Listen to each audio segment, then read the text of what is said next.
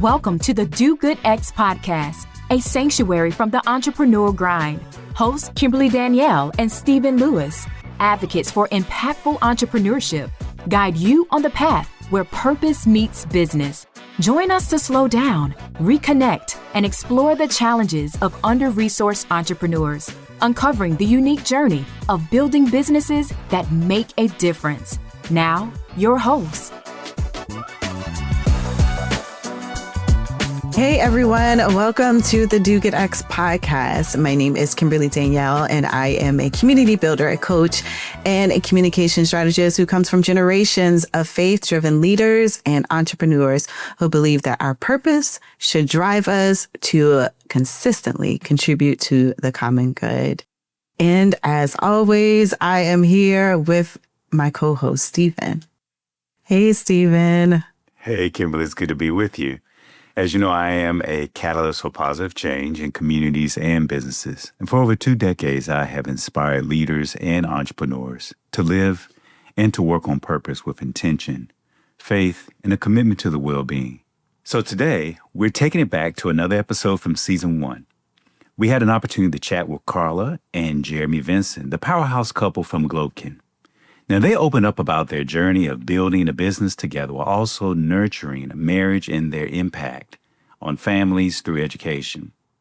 And this is particularly important because so many of us are building businesses with life partners. And so it's an opportunity to learn from these two entrepreneurs what they have been up to and how they navigate the business relationship as well as with their personal relationship and how they build a business in marriage and stay happy and whole together. Yeah, this was a really great conversation. Yeah, and it's an episode that's a beautiful reminder of how partnership and purpose can come together in powerful ways. And Carla and Jeremy, they keep it real from talking about their early challenges and their resourcefulness to the importance of play and communication and community along the journey. And not only do they talk about their partnership and how that's at play with their business and how they run their business, but they also provide some really insightful tips and tools for starting a business in the early stages, especially as tech founders. And so if you have ever wondered how to navigate life, partnership, and making an impact while pursuing or chasing your entrepreneurial dreams, and you're also a tech founder or aspire to be, this episode is one you might want to tune into and to the full extent of the episode. But I hope that you gain something, some type of insight that helps you along your journey by tuning into this one. Yeah, so we hope this episode gives you something to carry you further in your journey. So let's jump in. This is the first episode in our entire season so far that we actually have 2 guests joining us, and not just 2 guests joining us, but 2 guests who are in business together and personally in life together. So we are excited to have Carla and Jeremy Vincent join us today. They are the co-founders of GlobeKin, an innovative e-learning platform dedicated to transforming how children learn outside of the classroom. Jeremy and Carla both are deeply passionate about the power of out-of-school learning to shape young minds, regardless of cultural background or socioeconomic status. Carla, the platform's chief design officer, brings a lifelong love of creativity and a personal journey of overcoming learning differences. She's on a mission to design learning experiences that cater to each child's unique style, breaking away from the one-size-fits-all approach of traditional education that we often see. Jeremy, GlobeKin's CEO, grew up on the island of Grenada, where his curiosity for the world blossomed. With a vision fueled by advancement in digital technology and AI, he is committed to fostering holistic development to young learners by tapping into their diverse strengths.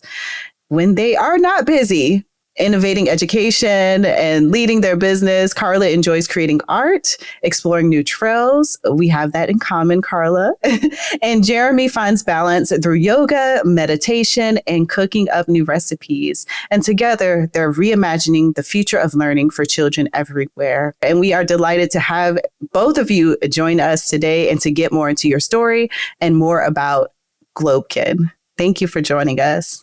Thank you guys for having us. This is a really nice introduction. And, it's a first time for everything. Just saying that. So we're happy to be here as co-founders, husband and wife duo, to share more about the company we're building. But also thank you guys for giving us the space and opportunity to share our story, to share our why, to share our purpose in terms of what we're doing and building. So thank you guys so much for this opportunity. Well, just starting out, I would love to hear from one of you. What inspired you all to create an e-learning platform focused on out-of-school learning? And how does your mission particularly address the gaps in traditional education? It's been a journey for us as co-founders building this company. And one of the things that we realized for us is that out-of-school learning has had a huge role and impact on our lives. For me specifically, growing up with entrepreneurial parents, that basically gave me a firsthand look of what it takes to build something from the ground up, but was also the spark for me to want to aspire and build something one day, want to aspire and want to have my own entrepreneurial dreams one day. So later on in life, when I started working in my career, which is finance and accounting, Carla and I started dating, and we often had a lot of conversations around building a company that we felt like could make an impact, that we felt like could improve the lives of people, on this planet, essentially, right? And when we look around, there are so much disparities that you can see. Obviously, disparities and inequalities, whether it's wealth inequality, access and opportunity. We felt like education, because it's something that we deeply valued, was the path for us. So we began exploring basically how we can use digital technology to help bridge some of those gaps in traditional education. But Carla has some part of doing that. She can kind of share more from her perspective. Yeah, I would have to say for me, out of school learning was a key aspect of my overall growth as an individual and also as a creative leader. And I know that we mentioned in the intro, but I do have a learning difference, and I was diagnosed at the age of 7. And around that same time, I also discovered my talent for art. And fortunately, my parents had the means to be able to support me in my out-of-school activities, whether it be tutoring to help with my dyslexia or art camps to nurture my talent. And these experiences really built my confidence, which ultimately led me to go to art school, then into a career in advertising, eventually becoming a creative director. So when Jeremy came to me with the idea of building an e-learning product, I really realized that I had all the tools and experience to be able to make that happen. And while we were fortunate enough to have these opportunities, like Jeremy mentioned, we know that millions of kids don't have access to quality out-of-school learning, which ultimately is essential for their academic and social growth. And that's why we're so passionate about creating an e-learning platform that really makes out-of-school learning accessible and meaningful for all children. So, I would like to know, how did you all validate your idea for GlobeKin in the early stages? And what feedback or insight shaped the direction of the development of your platform? So in the earliest phases, we started doing customer discoveries with basically parents and educators. So we did a bunch of different customer discoveries with parents and educators. And through these conversations, one of the things that we quickly realized was that the children who were being left behind often had low engagement in out-of-school activities due to various constraints. And when we were doing these interviews, on one hand, educators felt like it was up to the parents to take more ownership and responsibility to provide their child enrichment activities. And then on the other hand, parents will expect educators to provide more resources and guidance. So for us, we saw that there was a clear gap. And as we dug deeper into the numbers, one of the things that we realized that the barriers to access were associated with availability, high cost, but also travel constraints for these out-of-school activities. And then we also discovered that for every one child enrolled in an after-school program, there are currently 3 on the waiting list, showing that there's a clear demand from parents for these activities. And in addition, in today's world with, the digital landscape that we're living in, children are spending over 4 hours a day on screens. But when we dig deeper into those numbers to see how much time is dedicated to e-learning platforms, only 3% of that time was dedicated to those type of platforms. So we saw that there's a glaring gap based on these insights and feedback that out-of-school learning needed to evolve, showing us that if we were to be more, could create an e-learning platform that provided like intentional content as well as curated activities, we can help to supplement children's developmental needs like outside of the classroom. What keeps you motivated during difficult times of figuring all this out? Yeah, I think that's a really heavy question for us. I think what keeps us motivated is always trying to connect back to our why, right? And for us, that's basically tied to our stories, but also the sacrifices that our families have made. In addition to that, also the sacrifices that our ancestors or those who came before us has made to create better opportunity for us today. So we do reflect on those things a lot, and we do reflect on their journeys a lot to put us in position in the environment that we're in today, with all that's afforded to us, with all the opportunity that's at our tables. And that keeps us going, keeps pushing us forward so we can hopefully create a better impact and better opportunities for those in the future. I think that's really important. This whole idea of connecting to your why. Kimberly and I, we talk a lot about that, particularly as it relates to your own resilience and knowing why each day, why you get up and do what you do. And also, I think, as I listen to you, this importance of like you stand on the shoulders of those who come before you, and the sacrifices that they have made to put you in a position where you can hopefully do likewise for future generations to come. I do want to ask, since, this is our first time having 2 guests, specifically a guest who is partner in life and in business. I'm curious to hear just briefly from both of you, how have you found ways to maintain a healthy marriage while also being business partners? I think Carly might be able to give a better answer to this question. Okay. I think, yeah. Well, first of all, I love this question. I think it's a great one.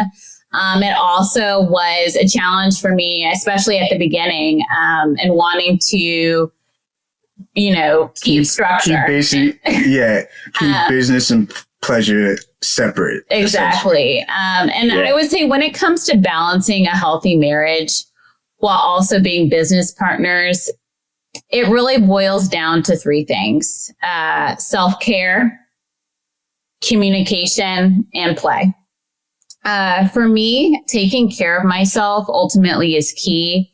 I found over the years, you can keep pouring out and building externally, but at the end of the day, you really have to take the time to tap into your mental health, your emotional and physical, so that you can really be able to show up in the best way for yourself, but also in our case, for my partner in crime. Things like exercise, journaling, and even taking time for a relaxing bath just to help me recharge really can help me be there for both of us. And in our relationship in the end. Second, I would have to say, communication. We had to learn how to communicate better, especially when we're both have strong perspectives, to say the least. But we found that when we take a step back, really listen to each other, things move a whole lot smoother. It's all about respecting each other's space and working together to really be able to strengthen what we bring to the table. Yeah. And I would say, just to add communication for us, sometimes you tend to want to listen to respond a lot of the times. And we've realized for us to be able to work well together is listen to really hear where the other person is coming from, and putting ourselves in their shoes, essentially. So that has helped us to, take our egos away, in particular myself, and remove my ego from the situation so I can hear where she's coming from and respecting her opinion and values, because there's something that uniquely she has that I don't have, right, as co-founders. Kudos to you all for learning how to navigate well your relationship as well as building a business together. How can underrepresented entrepreneurs effectively build a supportive network for the journey ahead? One of the best ways underrepresented entrepreneurs can build a supportive network is really by tapping into your existing communities and also seeking out mentors. What's the worst that could happen? They say no, and then you move on. But at the end of the day, you will find your people, you will find your group. And there are so many organizations and groups designed to support minority founders, whether through networking events, accelerators, industry-specific forums. At the end of the day, mentorship is key. So finding someone who has been through similar challenges can really be able to provide guidance and often open doors you might not even know exist. And also it's important to remember that your network doesn't have to be limited by geography. We live in the digital age where connection and communication is at our fingertips. We saw that really come to life, especially during COVID. So connect with people who you can still resonate with, who may not be within your state, who may be across country or across the globe, especially when you're rooted in like minds at the end of the day. I was going to just add a couple of things. I think getting out of your comfort zone and actually putting yourself out there is a big part of finding your community and finding support. Because if you're working in a vacuum or working in silo, you're shooting yourself in the leg to some degree, right? And so you have to be vulnerable by putting yourself out there to make connections and finding and establishing that community. And, you'll realize that there's so much people out there who's willing to support you. Kimberly obviously has been supporting us in beautiful ways. And then you're also realizing that there's so much that you don't know. By having a network in the community, you can start filling a lot of the blind spots that you might have, because there's guidance or there's advice, there's experience that people have been through that they can share with you to make sure that you can take in the best feedback so you can move forward in the best way. Well, these are all wonderful resources that the two of you have provided that I hope that our listeners will taking notes and will attend to as they think about their own entrepreneurial journey. And for those of you who are listening in, do you desire a connection and a supportive community? Visit DoGoodX and join our community and access resources, tools, and advice from fellow entrepreneurs and change makers. And if you want to help us spread the word, leave us a rating or review on this podcast and share this episode with an entrepreneur who could use some inspiration. We appreciate you all tuning in. I always appreciate chatting with you, Stephen. And likewise. Until we join again on the next episode, be well and do good. Thank you for listening to the DoGoodX podcast. To continue the conversation or access our resources, visit www.dogoodx.org. Join us again for conversations that will nourish your soul, ignite your dreams, and empower you to build an impactful business, one intentional step at a time. Until then, keep striving, thriving, and doing good.